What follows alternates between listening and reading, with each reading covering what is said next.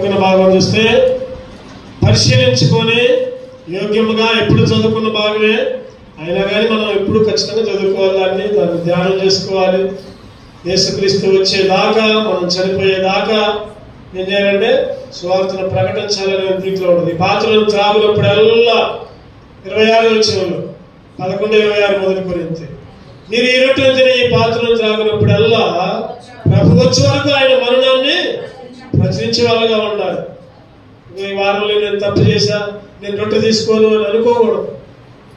అట్టయితే ఇంకా ఎండిపోతాం. సరి చేసుకోవాలి, పశ్చాత్తాపడాలి, క్షమించాయా దేవాలను క్షమించని అడగాలి. మళ్ళీ అట్టని తప్పులన్నీ చేసి మళ్ళీ ఎప్పుడులాగానే క్షమించమని అడుగుతాలే, రొట్టెలో చేస్తానని అనుకోకూడదు. అట్లా కూడా అనుకోకూడదు. కొంతమంది అట్లా ఉంటారు, కొంతమంది ఎట్లా ఉంటారు. మనం సరి చేసుకోవాలి, ఒప్పుకున్న విడిచిపెట్టాలి, మళ్ళీ దాన్ని చేయకుండా ఉండాలి. అప్పుడే ఆ బలలో చేయాలి. అందుకనే అట్లా సరి చేసుకోకుండా ఉంటే లోకరీత్యా కూడా మనం చాలా ఇబ్బందులు ఉంటాయి. ఇక్కడ ఉంది. అందువల్ల మీలో అనేకులు బలహీనలు రోగులై ఉన్నారు, చాలా మంది నిద్రించున్నారు. అయితే మనమే విమర్శించుకొని మనమే సరి చేసుకోవాలి. రెండే మనం చదువుకున్న భాగం చూసుకుందాం. కీర్తన 74:12, దేశంలో మహారక్షణ కలుగజేయవాడు ఆయనే. దేశంలో మహారక్షణ ఇచ్చాడు, తృప్తినిచ్చాడు, 7 ఆశీర్వాదాలు. చాలా మంది చక్కగా ఆరాధన చేశారు, కానీ గుర్తు రాకపోయినా గుర్తున్న వాటి కన్నా కరెక్ట్ గా మంచిగా ఆరాధన చేశారు. చాలా సంతోషం. అటువంటి మహారక్షణ ఇచ్చిన, లేకపోతే 7 ఆశీర్వాదం నింపిన మన దేవుణ్ణి మనం ఏం చేస్తున్నామంటే, మన అంశం ఏంటంటే, నీవు అసలు ఫలిస్తున్నావా? దేశంలో నీవు ఫలించేబడిగా ఉన్నావా? గోధుమలు చెప్పండి, ఏముంది? గోధుమలు చెప్పాలని గుర్తు తెచ్చుకోవాలి. గోధుమలు, ఎవలు, ద్రాక్షాలు, అంజూరపు చెట్టు, దానిమ్మ, ఉలేవ,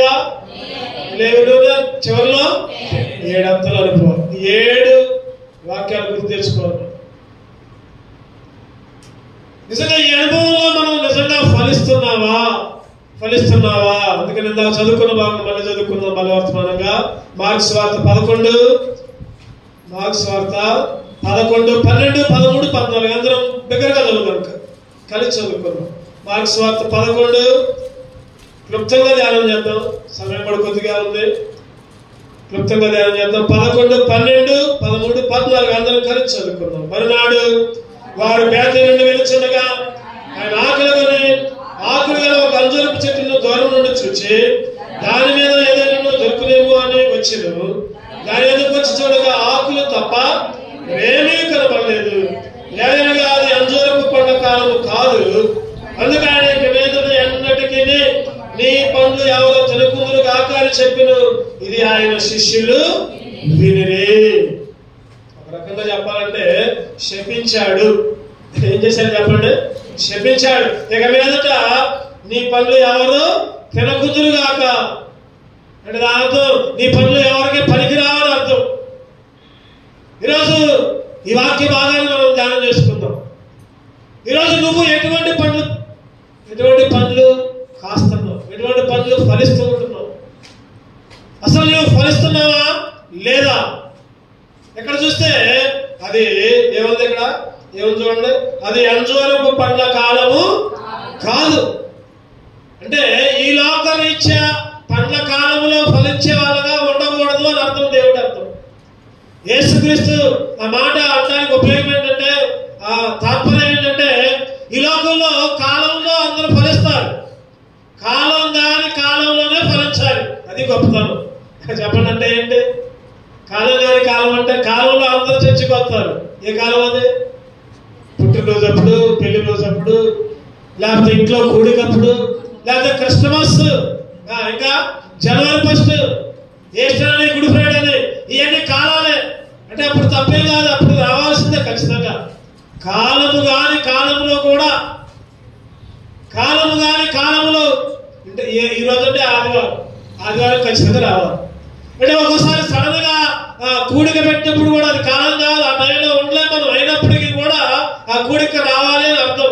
నాకు చెప్పాలని నాకు తెలియదు, ఇటువంటి మాటలు చెప్పుకోకూడదు. సడన్ గా చెప్పినా కూడా అప్పుడే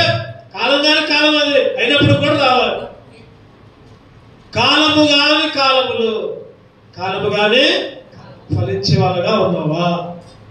బైబిల్లో పాట ఉంటుంది, గలతీయులకు రాసిన పత్రిక 5వ అధ్యాయం 22వ వచనం చదవడంలో బిగ్గరగా. గలతీయులకు రాసిన పత్రిక 5:22.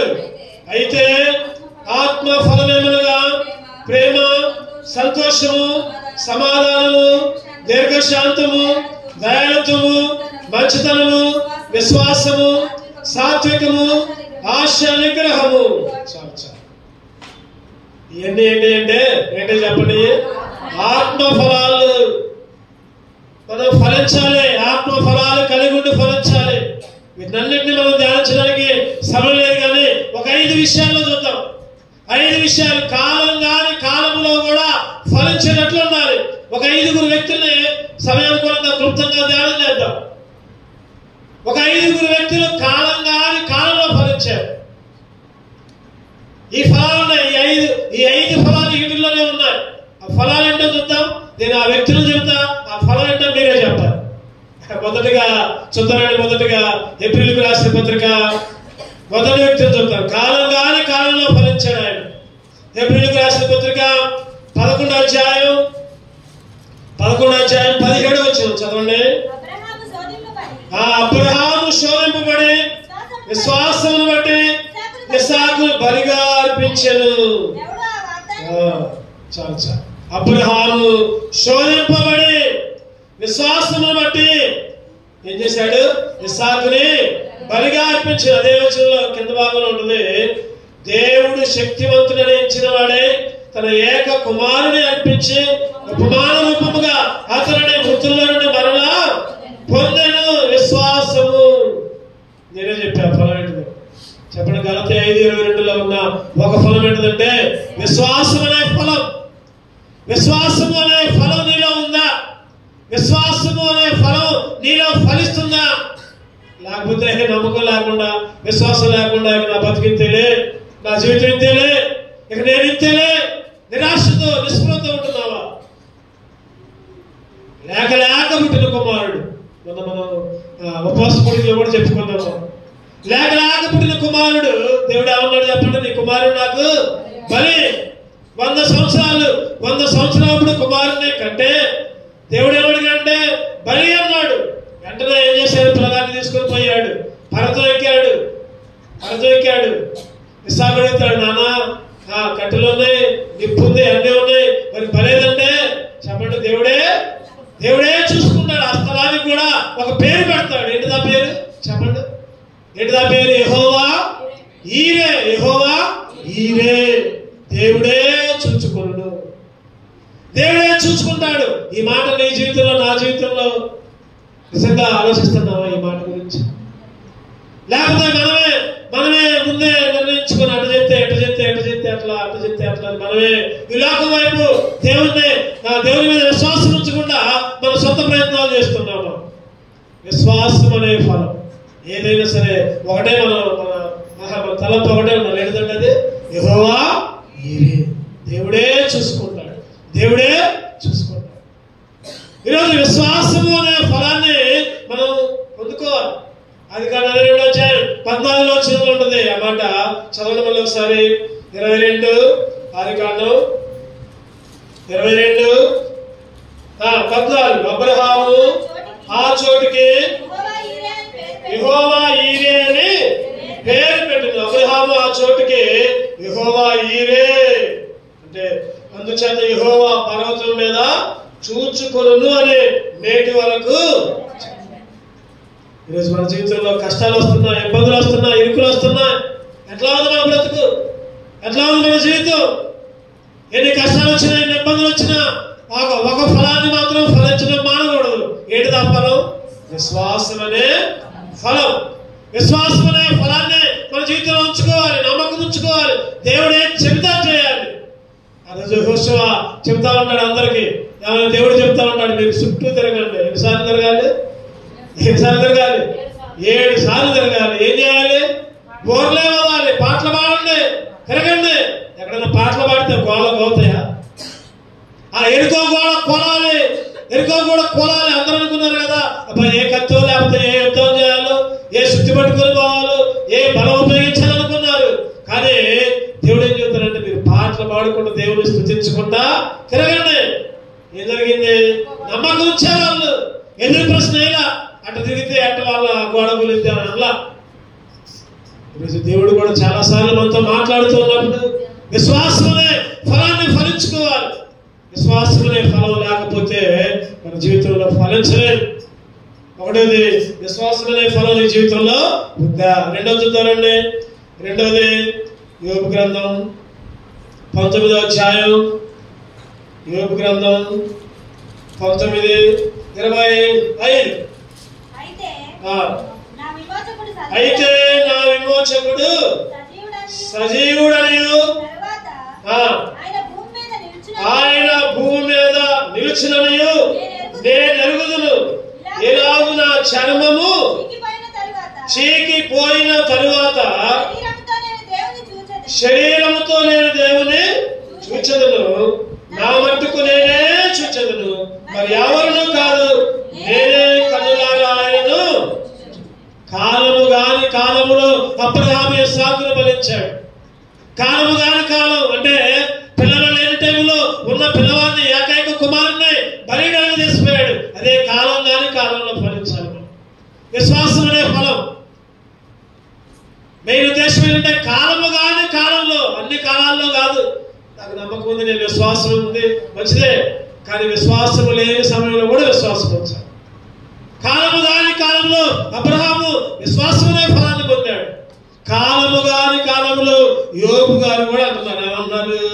నా చర్మము చీకిపోయినా నా మట్టుకు నేనే దేవుణ్ణి చూస్తా. నా విమోచకుడు సజీవుడు, ఆయన భూమి మీద నిలుస్తాడు, నేను ఎరుగుదును. నా మట్టుకు నేనే. తొందరపాటు లేదు. ఏం ఫలం ఇక్కడ చెప్పండి? ఏం ఫలం? మీరే చెప్పాలి. దీర్ఘశాంతము. ఏ ఫలం అది? దీర్ఘశాంతము, సహనం, ఓపిక. ఓర్చుకున్నాడు కదా, సామెత ఉంటుంది. ఓర్చుకున్నాడికి ఓరుగాలంతా పట్టణం. ఈరోజు ఒక్క మాట అంటే కూడా పట్టల. మనం ఎవరైనా పొరపాటు ఏదైనా మాట అంటే ఆహా నన్నే అంటారా, ఆహా మమ్మల్ని అంటారా. ఈరోజు యోబు గారు దీర్ఘశాంతం అనే ఫలాన్ని ఫలించాడు. అందుకని రెట్టింపు ఆశీర్వాదాలు. మీకు కూడా రెట్టింపు ఆశీర్వాదం కావాలంటే చెప్పండి, ఏ ఫలం ఫలించాలి? దీర్ఘశాంతం అనే ఫలం ఫలించాలి. యోబు గారు అంటున్నారు, నా మట్టుకు నేనే చూచాను. నేను నా విమోచకుడు సజీవుడని, ఆయన మరలా వస్తాడని, ఆయనతో పాటు నన్ను కూడా తీసుకొని పోతాడని. ఈరోజు నువ్వు నేను కూడా అనుకోవాలి, నా విమోచకుడు సజీవుడు, నా పేరు జీవగ్రంథంలో ఉంది. ఆ జీవగ్రంథంలో నేను వెళ్తా ఒకరోజు. ఆ నగరంలో నేను ప్రవేశిస్తా. ఏంటిదా పాట? ఒక పాట ఉంది, ఈ మధ్యన పాడుకో. గొర్రె పిల్ల సింహాసన మా చాటుండును, ఆయనే నీ పామునలయమయుండు. గొర్రె పిల్ల సింహాసన మా చాటుండును, ఆయనే నీ పామునలయమయుండు. జీవ గ్రంథమందున పేరులున్న వనుచు, జీవ గ్రంథమందున పేరులున్న వనుచు, మనము నిశ్చయముగా మనము నిశ్చయముగా దేవుడొక్క నగరము మన కొరకై సిద్ధపరచుచుండుటకై. దేవుడొక్క నగరము మన కొరకై సిద్ధపరచుచుండుటకై. మనము వెళ్ళేదం నిశ్చయముగా, మనము వెళ్ళేదం నిశ్చయముగా. ఒక నిరీక్షణ ఉండాలి, ఒక ఎదురు చూపు ఉండాలి. నా పేరు జీవగ్రంథంలో రాయబడింది. ఏ ఫలం అది? ఏ ఫలం? దీర్ఘశాంతం. ఈరోజు చాలా సార్లు నేనైనా మీరైనా ఎవరైనా కొన్నిసార్లు కొన్ని మాటలు పడలేకపోతున్నాం. అప్పుడు వెంటనే ఈ వచనం గుర్తు రావాలి. అయ్యో యోబు గారి ఆ విధంగా ఫలించారే, సహించారే, ఓర్చుకున్నారే. అన్ని పోయినాయి, పిల్లలు పోయారు, ఆస్తులు పోయినాయి, గేదెలు పోయినాయి, మేకలు పోయినాయి, గొర్రెలు పోయినాయి, అన్ని పోయినాయి. పిల్లలు కూడా చచ్చిపోయారు. పోతే పెళ్ళి అనుకుంటే పర్వాలా, శరీరం మొత్తం చిల్లపెక్కలు పెట్టి గీరుకుంటున్నాడు. పక్కకు భార్య వచ్చింది. ఎందుకయ్యా ఇంకా సావరాదు నువ్వు, ఎందుకు ఇంకా బతుకున్నావు? మూర్ఖురాల్లాగా. ఏంటిది? దీర్ఘశాంతం. ఏంటిదంటే అది దీర్ఘశాంతం. అందుకనే యాకోబు గారు ఒక మాట అంటారు, చదవండి అన్నమాట. యాకోబు 5:11. యాకోబు 5:11. సహించిన వారిని కన్నీళ్లను కొనుచున్నాము కదా, మీరు యోబు యొక్క సహనము గురించి వింటుని, ఆయన ఎంతో జాలి కనికరం గలవాడని మీరు.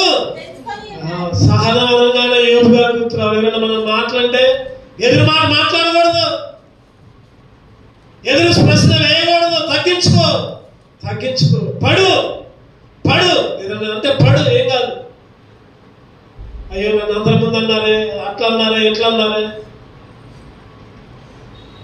ఈరోజు సహనం గురించి ఆయన ఎంతో జాలి కనికరం గలవాడని మీరు తెలుసుకో. యోబు యొక్క సహనమును వింటిని కదా. ఈరోజు యోబు గారి గురించి తెలియదా నీకు నాకు? మరి యోబు గారి లాగా ఎందుకని దీర్ఘశాంతం చూపించలేకపోతున్నావు? దీర్ఘశాంతం అనే ఫలం ఎందుకని ఫలించట్లేదు?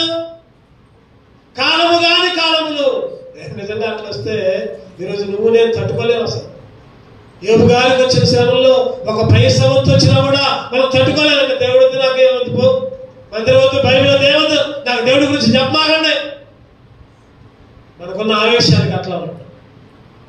అందుకనే యోబు గారు దీర్ఘశాంతం అనే ఫలం. ఎవరు ఏదన్నా కూడా తుడిచిపెట్టుకొని పోవాలి అంతే. ఎన్నో మాటలు, ఎన్నో అవమానాలు యేసుక్రీస్తు శిలువకు వచ్చినప్పుడు వచ్చి ఎంతో మంది ఎన్నో మాటలు అన్నారు. ఒకడైతే వచ్చి ఏమన్నాడు, అసలు నువ్వు దేవుడివేనా? దేవుడివైతే శిలువలో నుంచి దిగు. నువ్వు దేవుడివైనా ఒకసారి అంటాం మనం కూడా, నువ్వు దేవుడివైతే నా రోగం తగ్గి, నువ్వు దేవుడివైతే నాకు మంచి ఉద్యోగం వచ్చినట్టు చేయి, నువ్వు దేవుడివైతే నాకున్న సమస్యను తీసేయి, నువ్వు దేవుడివైతే నాకు లాభం వచ్చినట్టు చేయి. ఇటువంటి పొరపాటు మాటలు మనం దేవుడి దగ్గర మాట్లాడకూడదు. ప్రభా ఈ విధంగా శ్రమించామయ్యా, వందనమయ్యా. ఈ విధంగా రోగం వచ్చిందయ్యా, వందనమయ్యా. ప్రభా ఈ విధంగా నాకు ఇబ్బంది కలిగింది, ఈ ఇబ్బందుల్లో కూడా నిన్ను స్తుతించేబడిగా ఉంచాయా. కాలములో ఫలించడం అంటే ఇదే. చిన్న బాధ వస్తేనే వచ్చుకోలేమే, చిన్న సమస్య వస్తేనే కుటుంబంలో వ్యక్తిగతంగా, పిల్లపరంగా, ఇంటి పరంగా, లేకపోతే ఇంకేదన్నా వస్తే తట్టుకోలేకపోతున్నావే. ఇక నీకు దీర్ఘశాంతం అనే ఫలం ఎక్కడుంది? యోబు గారు దీర్ఘశాంతం అనే ఫలాన్ని ఫలించారు. మొదలుగా ఎవరు? మొదలుగా అబ్రహాము. ఏ ఫలం? విశ్వాసం. ఎటువంటి పరిస్థితులైనా దేవుడి మీద విశ్వాసాన్ని తగ్గకూడదు. విశ్వాసం ఏమని? విశ్వాసం జీవగ్రంథంలో నా పేరుంది, నేను వెళ్తా, ఈ లోకంలో ఉన్నంతసేపు ఏం పర్లా, ఎటువంటి బాధ వచ్చిన పర్లా సహించుకోవాలి యోబు గారు లాగా. మూడోది చూద్దామండి. మూడోది తెలిసినవి అవన్నీ కానీ ధ్యానిస్తా ఉంటున్నాం. ఆదికాండం 39. ఆదికాండం 39:8 వచ్చిన చదవండి దగ్గరగా. 8-9 వచ్చిన ఆదికాండం 39. అయితే అతడు ఒప్పక నా యజమానుడు తన కలిగినంతా నా చేతికి అప్పగించాను కదా, నా వశమున తన ఇంటిలో ఏమి ఉన్నదో అతడు ఎరుగడు, ఈ ఇంటిలో నాకంటే పైవాడు ఎవడో లేడు. నీవు అతని భార్య అయినందున నిన్ను తప్ప మరి దేనిని నాకు అప్పగింపగా ఉండలేదు. కాబట్టి నేనెట్లు ఎంతో ఘోరమైన దుష్కార్యము చేసి దేవునికి విరోధముగా పాపము కట్టుకుందునని తన యజమానుని భార్యతో అనెను. ఎవరెక్కడ? యోసేపు. ఏమంటాడు అక్కడ 12వ వచనంలో ఒక మాట ఉంటుంది. అప్పుడు ఆమె అతని వస్త్రం పట్టుకుని తనతో శయనింపమని చెప్పగా అతను తన వస్త్రమును ఆమె చేతిలో విడిచిపెట్టి తప్పించుకొని బయటకి పోయాను. తప్పించుకొని పారిపోయాను. ఏ ఫలం ఉంది ఇక్కడ? ఏ ఫలం ఉంది? ఆశా నిగ్రహం. ఏ ఫలం అంటే చెప్పని? ఏ ఫలం? ఆశా నిగ్రహం. కోరికలను జయించే శక్తి. ఈరోజు యవ్వన కాలంలో ఉన్నాడు, కోరికలు ఉంటాయి. యవ్వన కాలంలో కోరికలు ఉంటాయి. కానీ కాలము కాని కాలంలో వస్త్రాన్ని విడిచిపెట్టి పారిపోయాడు. యోసేపు గారు ఆశా నిగ్రహం అనే ఫలాన్ని పొందారు. ఆశా నిగ్రహం అనే ఫలాన్ని ఫలించారు. యేసేపు గారే మనకి మార్గదర్శకుడిగా ఉండాలి. ఈరోజు ఏ కోరిక కోరుకుంటున్నావు? ఏ కోరికతో నీ మనసు లేదా నీ ఆలోచనలు నిండిపోయాయి? ఓ యవనస్తురాలా ఏ కోరికలు ఉన్నాయి? పకట కళ్ళని అంటారు కొంతమంది, పకట కళ్ళు అంటారు వాటిని అంటారు. కొంతమంది అనుకుంటారు కదా, అబ్బా నా ఇంటి ముందు ఒక డబ్బులు మోటు వస్తే బాగనుకుంటారు. మీరు అనుకోరలేదు, మీరు చాలా మంచోళ్ళు. యవనస్తులు కూడా నేను మంచిగా చదువుకోవాలి, మంచి ఉద్యోగం కావాలి, ఓ మంచి వివాహం, మంచి భార్య దొరకాలి, మంచి భర్త దొరకాలి, మంచిదే కాదంట్లా. నువ్వని కూడా కాదు. ఎవరికి అప్పచెప్పాలి? అయ్యండి ఎవరికి అప్పచెప్పాలి? దేవుడికి అప్పచెప్పు, దేవుడికి అప్పచెప్పు.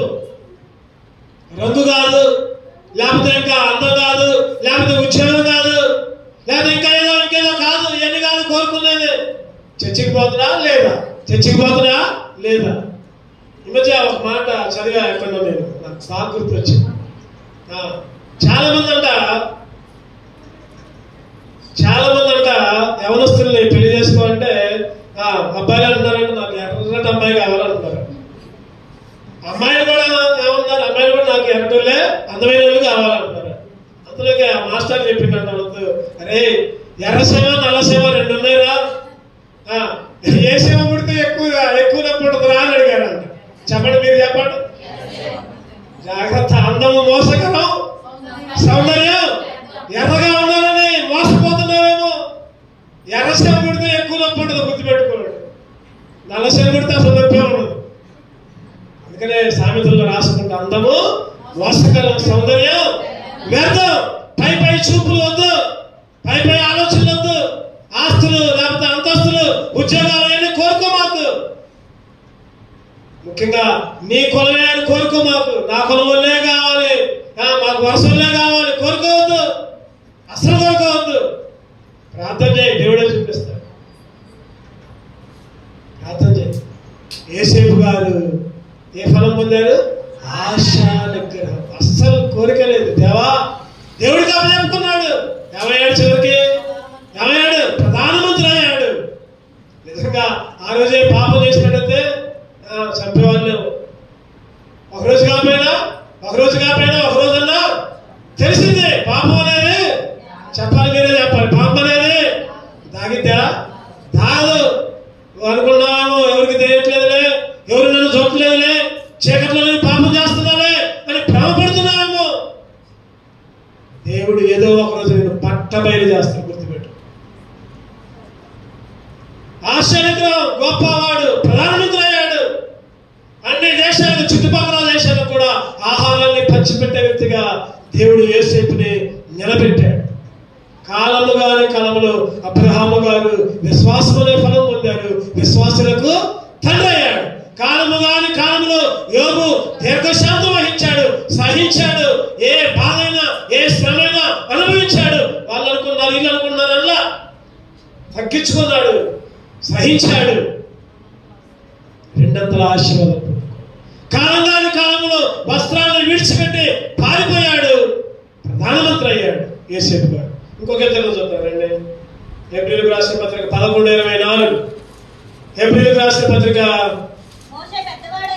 11:24. మోషే పెద్దవాడైనప్పుడు విశ్వాసమును బట్టి ఐగుప్తు ధనము కంటే క్రీస్తు విషయమైన నింద గొప్ప భాగ్యం ఎంచుకొని అల్పకాలము పాప భోగం అనిపించిన కంటే దేవుని ప్రజలతో శ్రమ అనిపించిన మేలని యోచించి ఫరో కుమార్తె యొక్క కుమారుడిని అనిపించిన ఒప్పుకోలేదు. ఎలాగా అతడు ప్రతిఫలముగా కలుగు బహుమానమందు రాబోయే బహుమానం, ప్రతిఫలంగా కలిగే బహుమానం. చోట్ల వాకుల చోట్ల నాకు అన్ని పిల్లలు, నాకు అంత ఆస్తుంది, నేను రాజకుమారుని, రాజు యొక్క మనవుణ్ణి, ఫరో కుమార్తె నా తల్లి అని చెప్పుకోవడానికి ఇష్టపడలా. చెప్పండి, ఏ ఫలం ఇది? చెప్పాలి, ఏ ఫలం ఇది? తొందరగా. భూమి మీద ఉన్న వారిలో మోషే కంటే అది అప్పుడు వచ్చింది సాత్వికము అనే ఫలం. గలతీ 5:22 రాయబడిన సాత్వికము అనే ఫలం మోషే గారి దగ్గర అన్ని వదిలిపెట్టారు. రాబోయే దాని మీదనే దృష్టి. దేని మీద ఉంది దృష్టి? రాబోయే దాని మీదనే. రాబోయే బహుమానం. ఈరోజు నీకు నాకు కూడా ఒక బహుమానం ఉంది. ఏంటిదా బహుమానం? పరలోకం శాంతి, సంతోషం, సమాధానం ఈ లోకంలో ఎక్కడ దొరకదు. డబ్బులు పెట్టి కొనుక్కుంటే అసలు దొరకదు. అట్లా దొరికితే ఎంతమంది మనకంటే ముందే కొనుక్కొని ఉండేవారు, మన దాకా వచ్చేది కాదు. అందుకనే సంఖ్యాకాండం 12వ అధ్యాయంలో ఆ మోషే యొక్క అక్క వాళ్ళన్న గురుగుతా ఉంటారు. గురుగుతా ఉంటుంటే దేవుడు ఒక మాట చెప్తాడు మోషే గురించి, చదవకర్లేదు కానీ మోషే నా ఇల్లంతలో నమ్మకమైన వాడు, మోషే సాత్వికుడు. ఈరోజు సాత్వికమనే ఫలం ఉందా? చివరిగా ఇంకొక విషయం చూసుకుందాం. సమయం అయిపోయింది, మన టైం అయిపోయింది. సరే చూద్దారండి ఇంకొక విషయం. మొదటి సమయంలో 26:6 మొదటి సమయంలో 26:6 అప్పుడు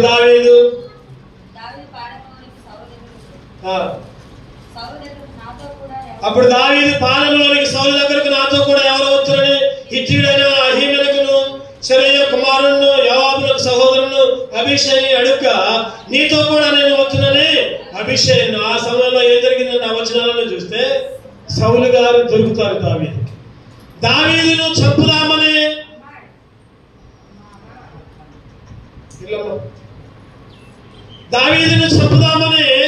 సౌలు గారు ప్రయత్నం చేస్తున్నారు. ఆ సమయంలో సౌలు గారు శంకరావర్తికి పోయారు ఒక గుహలోకి. దొరికితే దావీదుకి సమయం వచ్చింది సౌలుని చంపుదామని. కానీ చంపాడా? చంపలా. ఏ ఫలం పొందాడు? ఇది ప్రేమ అనే ఫలాన్ని పొందాడు. ప్రేమించే శత్రువుని కూడా ప్రేమించే స్వభావం. ఈరోజు ఆత్మ ఫలాలని ఫలిస్తున్నావా? ఆ వచనాలను ఇంకా చాలా ఉన్నాయి వచనాలు అక్కడ చూస్తే, ఇంకా ముందు కూడా ఉన్నాయి. ఏ అధ్యాయాల్లో చూస్తే మొదటి సమయం 24:11 కూడా ఒక మాట ఉంటుంది. 24:11 కూడా ఒక మాట ఉంటుంది. ఏంటంటే నా తండ్రి చూడు నిన్ను చంపక నీ వస్త్రపు సంఖ్య మాత్రమే కోసా, నిన్ను చంపలా, ఇగో ఈట, ఇగో పుట్టి నీ వస్త్రం సంఖ్య. చంపడానికి అవకాశం వచ్చినా, పగ తీర్చుకోవడానికి అవకాశం వచ్చినా ఏం చూపించాడంటే ప్రేమ అనే ఫలాన్ని చూపించాడు. చాలా సందర్భాల్లో సౌలైతే దావీదును చంపుదామని ప్రయత్నం చేశాడు. కానీ దేవుడు అక్కడ మాట ఉంటుంది, యెహోవా దావీదుకు తోడుగా ఉండెను కనుక.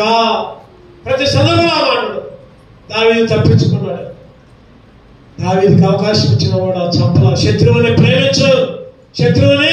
ప్రేమించు.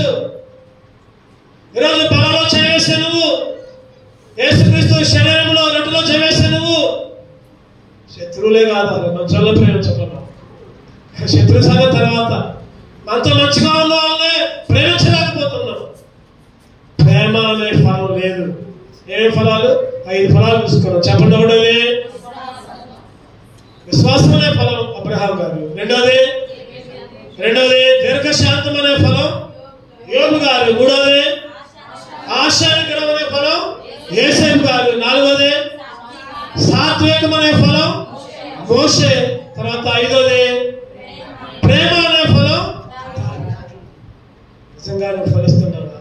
ఈ 5 అంతలు చాలా ఉన్నాయి కానీ ఒక్కొక్కరికి ఒక్కొక్కరు ఉన్నారు, సమయం లేదు. నిజంగా నువ్వు ఫలించాలంటే ఇంకొక 3 పనులు చేయాలి. ఆ 3 పనులు చక్క చదువుకొని మనం ముగించుకున్నాం. రండి, ఎలా ఫలిస్తావు నువ్వు?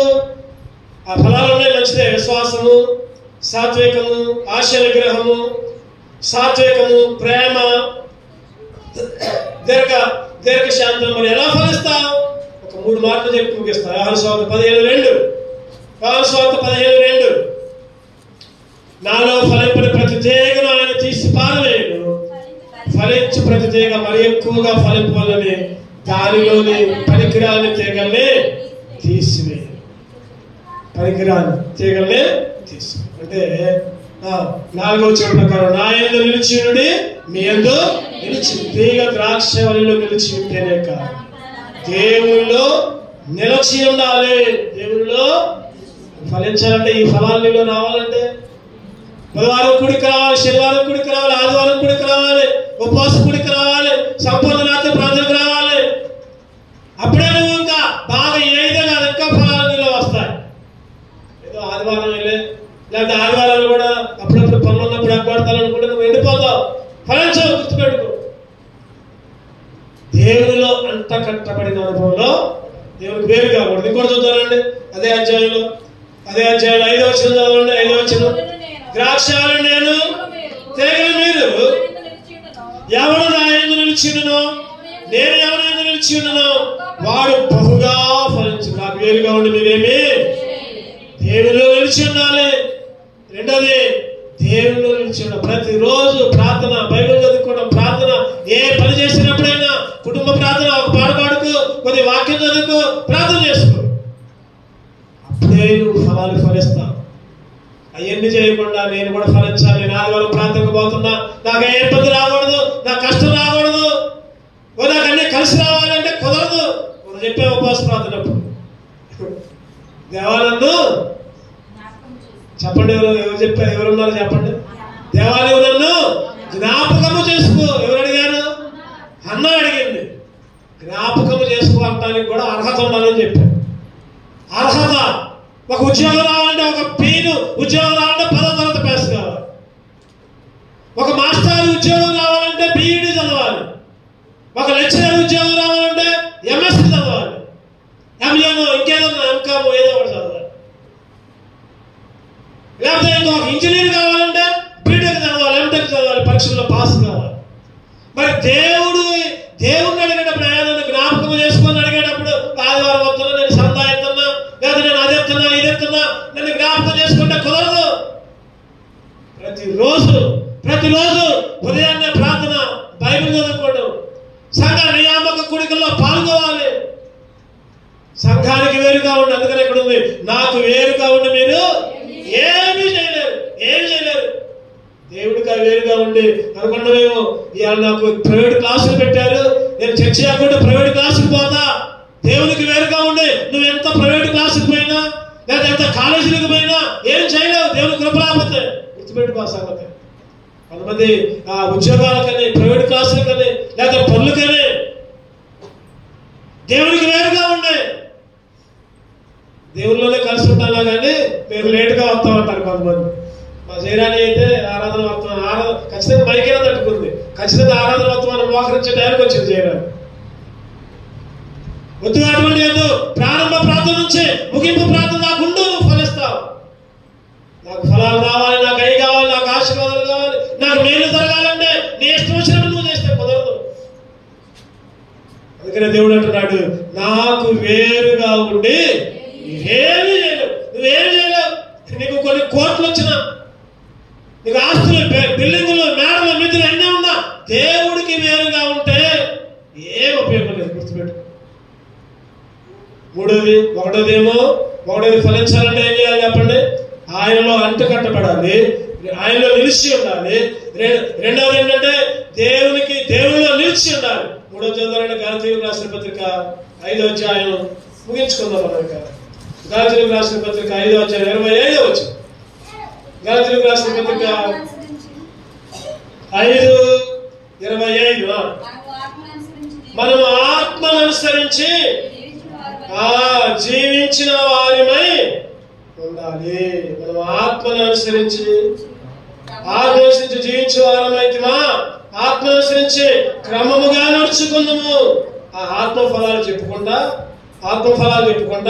చెప్పండి. వాటిలో మనం ఏం చెప్పుకున్నాం? ఒకటోది ప్రేమ చెప్పుకున్నాం, రెండోది దీర్ఘశాంతం చెప్పుకున్నాం, మూడోది విశ్వాసం చెప్పుకున్నాం, నాలుగోది సాత్వికం చెప్పుకున్నాం, ఐదోది ఆశ నిగ్రహం చెప్పుకున్నాం. ఇంకా ఉన్నాయి. ఈ 5 అంతర ఫలాలు ఒక్కొక్కరు ధ్యానం చేశాం. మరి ఇవన్నీ కలిగి ఉండాలంటే 25వ వచనంలో చక్కటి మాట ఉంటుంది. ఎట్లా నడవాలంట? ఆత్మను అనుసరించి జీవించే వారిమైతమా. శరీరంగా కాదు. శరీరం చెప్పేటప్పుడు వినమాకు, కాళ్ళు అంటాయి ఊరికి పో అంటది, కాళ్ళు. చేతులు అంటాయి ఇగో ఈ పని చెయ్యి అంటది, చేతులు. అవి కాదు, శరీరం చెప్పినట్టు కాదు. నేనే ఆత్మ. దేవుడు ఏదైతే గద్దిస్తున్నాడు, దేవుడు అంటాడు మందిరాన్ని విడిచిపెట్ట మాకు అని దేవుడు అంటాడు. శరీరం ఏమంటది? ఇగో ఊరికి పో అంటది. శరీరం ఏమంటది? ఇగో రాఖీ కట్టి పో అంటది. శరీరం ఏమంటది? ఇంట్లో ఉండి పనులు చేయంటది. ఆత్మ ఏమంటది? అప్పుడు దాకా ఊరికి పోయినా కూడా అప్పుడే వచ్చినా వద్దు, విడుదల ఉండదు, మందిరానికి పో. రేపు పొద్దున పొద్దున్న చూసాను దివ్యాన్ని, అప్పుడే వచ్చింది అనుకోండి. నేను వచ్చేటప్పుడు ఊరి నుంచి వచ్చింది. ఇక రాదులే అనుకున్న మనసులో, కానీ దేవుడికి స్తోత్రం వచ్చింది. అమ్మండే వచ్చింది, అప్పుడే ఊరి నుంచి వచ్చింది, అప్పుడే వచ్చింది.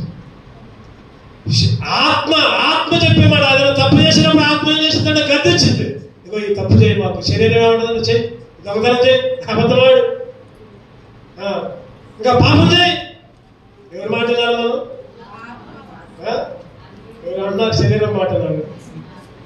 శరీరం మాట అస్సలు కూడా వద్దు. శరీరం మాట ఉంటే ఎండిపోతే అగ్నిలోకి తూర్పాన పడతాడు. ఎండినేని కూడా ఎక్కడ? ఎండినేని ఎక్కడ?